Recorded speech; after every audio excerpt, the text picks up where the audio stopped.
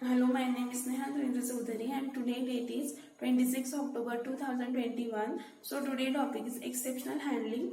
So what is exceptional handling? Exceptional handling means it is a mechanism to handle the runtime error. For example, IO exception, runtime class not found exception, and then SQL exception. So it is a runtime error exception.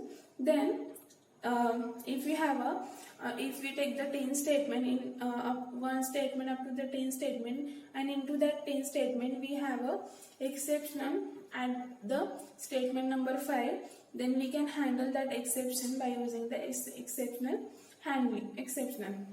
handling. Then then we have a into the Java language we have a throwable class, which is a root of the class of the Java language Java. Then into that throwable class we have a two subclasses, which is a exceptional and error. Into that exceptional we have a four parts. First one is a IO exception, second one is the SQL exception, third one is a class not found exception, and then fourth one is a runtime error exception. Into that runtime error exception, again four parts. First one is arithmetic exception, second one is a null pointer exception, then third one is a null format exception, then fourth one is a index out of bound exception. Then into the index out of bound exception, again we have two parts. First one is a string index out of bound exception, then second one is array out of bound exception.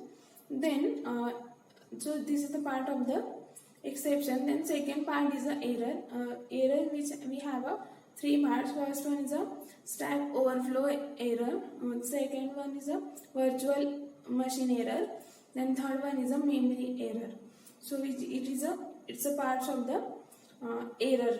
Then it is a two subclasses which is handled by the throwable class. So we have a two types mainly. First one is a check exception and second one is uncheck exception.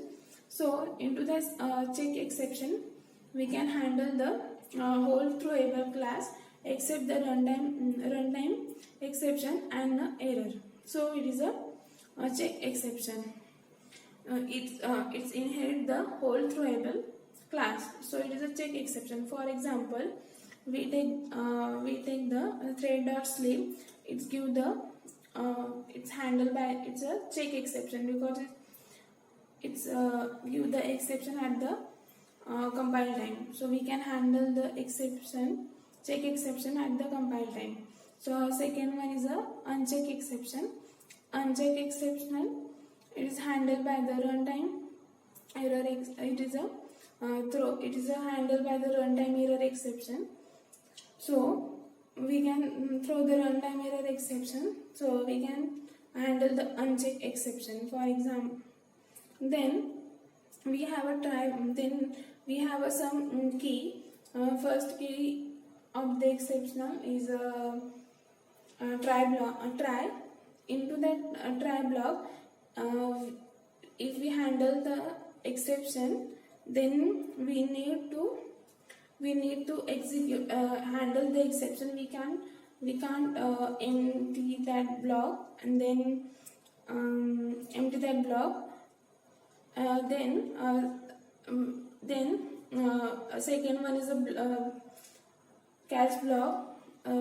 We cannot access the empty cache block. If we have a try block, then we can handle the cache block. Then finally block is executed, either cache block, try or cache block execute or not, but finally block is executed at the last. Then try block into the cache block we then into the try block we always need the cache block or the finally block. We cannot handle the alone try block. We always need another block, which is a cache or finally. So this is the key of the exception. So we can handle the exception by using Then throw the exception, we can throw the all exception, and then throw exception we can handle. We can throw